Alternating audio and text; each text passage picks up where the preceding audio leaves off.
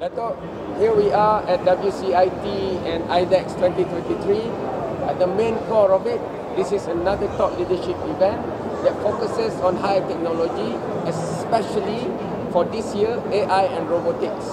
And that's what you do with SCS, from EVs to refurbishing our frontier defense of our military. So I would say that you have a bird's eye view of all the umbrella issues being discussed here. And I've witnessed your session where you put together with big multinational giants of computing like IBM and stuff, and talking about supply chain disruption and all. But one thing is very, very clear to me: no matter what solution and what technology, the context of the local needs and imperatives are very, very dominantly not up there to be discussed yet. We're still at the level of unboxing, like the old days of ICT. Get the server system and that get people running it. But maybe with AI and new technologies, shouldn't we jump a few steps ahead and then work backwards, Datuk? I think that's a very relevant question, because basically, as you said, we look for a headline solution without getting into the depths of solving the problem. I am an engineer by profession. I look at problems and figure how to find a solution rather than the other way around. So we should be having a problem and then look at the technology that will help us in the solutions. I just came back from the conference in Kyoto where they have this thing. They only talk about ChatGPT and AI of the future. I wanted to ask them, how does it solve your problem? Because a guy beside me was a lecturer from Nottingham University. I said, now people are answering questions, and you give them questions to us using ChatGPT. How do you know it is from his brain? Are you going to give him a degree for that? So the issues of artificial intelligence and technology is actually becoming something that we have to discuss to see, is it relevant to us? Or is it just relevant to everybody? At the end of the day, we want people who can come and think and provide solution, not people who relies on computers to solve problems. The computer should be a tool, and yet we're now asking the computer to solve a problem for us. So my challenge is that how do I make my children, the next generation, my children, my grandchildren, be real people who can contribute to the country in a proper way. I'm going to go your line. I'm going to go back to basics. The reason this school called Malay College Kuala Kangsar was born, because that was the ultimate only way to bring us out of colonialization, to have our own power. Now that we have our own power, we do realize that colonization is not just about politics. It's also about technology. It's also about business. You are both. You are an engineer. You are also an entrepreneur businessman. So I'm going to put it to you. How do you bring what we have been inculcated in us through our education system, through our family upbringing, when the world out there is so not talking about that anymore? Values seems to be not even second consideration, because go for ChatGPT, go for AI, go for sentient consciousness of computing, because that's the next technology. But we forget, if we divert energy, if we divert our hard-earned resources there, we are not solving the poverty at the fringe. We are not solving even digital gaps and connectivity. So you sit in between these two big gaps, and you are having two sides, science, technology, and business. How do you think best way for us to move forward on this? Science technology was there as a tool to solve our problem, as I said. If we have a problem and you have to use tools to solve it, you solve it. The issue is people get awed by technology and not understanding it. Like when we look like the simple thing like electric car, or electric car is fine.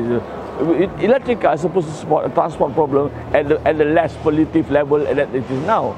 So we should address that issue. But people for electric cars, for instance, then the big powerful electric cars, which only handle the top 5% of the requirement. The 95% the B40 needs cars too.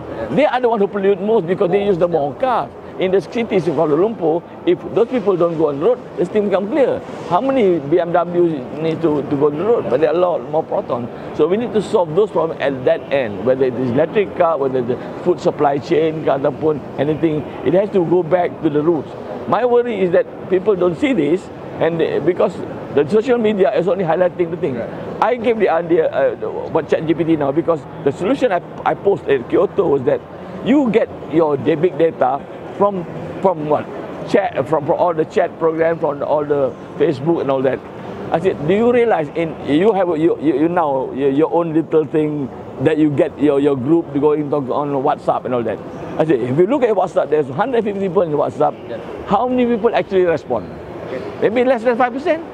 Those are the bising group. Yes. The silent majority never even give an opinion. Correct. Now you use the 5% of the bising group as you do, you have a problem because the silent majority. Kadang-kadang it's about religious issue. I say I don't talk about religious issue. Politics, I don't want to talk politics. Right. My financial, I come. So but at the end of the day, the data you get is fully skewed. And not even to the level that you want, you can use it. Right. But you use it now for ChatGPT decisions. Yes. That is dangerous if you don't understand it. So at the end of the day, I am a realist. We solve problems. What is the problem? And in engineering, we learn about control system. You know, first order feedback, second order feedback and all that. When you do something, you look at the output.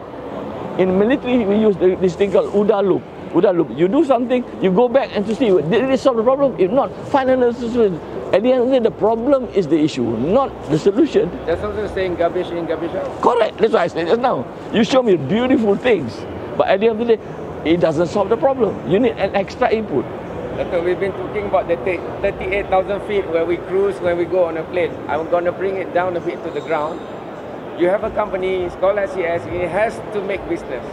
So how do we translate that into product and services? For example, when I asked the question before to others, oh, we are pushing for electric vehicle. We're going to build charging station. We're talking to local authorities. Then I asked this question. Yes, okay, fine and good. But isn't it more than 60% of the energy grid that we have in our country are coming from fossil fuel? So your final usage of the energy is supposedly green, quote unquote. But you know at the beginning is 60% not green. And then the answer was, oh, but never mind, we can offset that with carbon capture. We have many oil wells that our national petrol company has not used anymore. We can put the CO2 there. I have been to many international discussions. Some even debunk carbon capture because it's way too novel and too expensive to be done. Yeah. So can you please put us into perspective? What hope is there at the ground level? Because if this is done by the powers that be, we, the people, have just only to follow. I have discussed this because I came from a power background. You know, I was working with PNB. At Kyoto, I discussed the same thing to the panelists. And beside me was a Nobel laureate for nuclear technology. I said to them, trying to solve the green problem, we were trying to solve the green problem, by actually reducing by 10% is not the way to do it. It's the way you use energy has to, first of all, drop. You guys in Europe, your power. But the most important thing is how you create energy also have to change. You see, we have solar everywhere in the world, but not in the right places. But the thing is, you generate this super duper either coal powered, oil powered, fuel powered. The station become bigger and bigger, being bigger because of the economic model. Okay. The bigger, the better. Okay. I said you have to stop doing that and distributing this station to the jungles. Okay. I said we have jungles that if you produce, you burn power, the trees take it up as carbon. Right. But you put it in town or you put in places where that carbon monoxide goes straight in the air. So I said, we know that trees are designed to take carbon dioxide and give him oxygen. Why don't you use that? So you put the power station, small one, 20 kilowatt here, 20 megawatt here, decentralized. I said, and we have the technology to do it with satellite communication, so that power doesn't have to go everywhere, but it can share. So the days of issuing IPP license absolutely gone. So I told my friends at the big IPP company, I said, think distribution. If you have a palm oil industry, then put the power station kat situ. Road center, and then you can connect it. Datuk, I wish we could have a 3-hour show, but I have to let you go. But I want to pick out something that I heard in your session itself at WCIT and IDEX 2023. One of it is downtime must only be limited to 5 seconds a year. And to do that, we will put smart chips that have its own thinking ability onto the robotic arms itself. Then I was thinking 98.9, maybe even 95.5% of the companies in Malaysia are small, medium enterprise, including micro. How do we bring that statement to that level? That's why I said, look, one size don't fit all. We are talking about our most industries here. There are 20,000 SMEs that needs help. They have to upgrade themselves. Not that way, not by robotic arm. They have to other ways of doing it. But by actually collaboration, you help the, I help there, and this is what we have to do. And fund those areas, you know, having them to say, if you can't do it, I can do it. You know, like the distribution plan, I can do it. I can pick up your life. You know, you make kuih bingka and you cannot make today because anak sakit, orang lain can make kuih bingka. And the supply chain dah ada, Grab dah ada. So if not everybody can buy a new electric vehicle, why don't retrofit the old cars that they have and change it to be electric? That's the SES way. Okay, that's for SES. But for Mike, there's 6 exhibitors.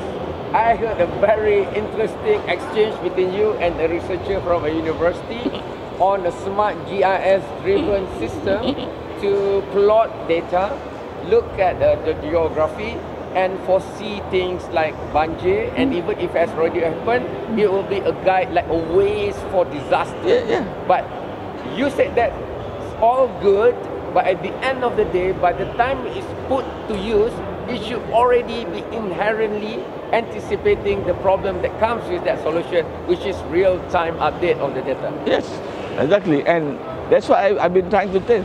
You cannot have old data and rely on old data. You need real-time update, because you want to do rescue mission, it has to be beyond real-time update. If the bridge is not there, you cannot send a vehicle there. Is that a technological problem or human problem? It's a human problem. Technology has solved it already, because you go everywhere. Last question, since you come from a great school, have a great company, work in great companies before, how do we solve this consumer? It's just human. How do we solve it? We solve it by educating people what is the thing that matters most. We have to prioritize our ideas, prioritize our expenditure to solve the problem. Thank you so much, Datuk. As always, a pleasure. Thank you.